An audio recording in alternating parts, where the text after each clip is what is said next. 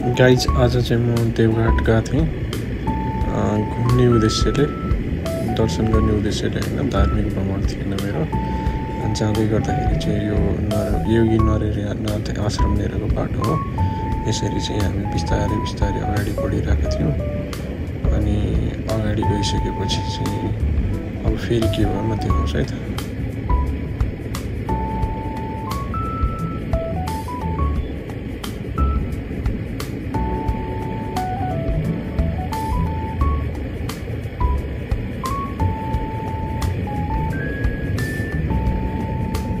त्यसपछि हामी monkey park पुग्यौँ।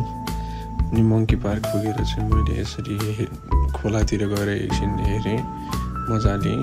मङ्की पार्कतिर नि मजा लिएँ। त्यसपछि म खोलातिर झरेँ। अब खोलामा गइसकेपछि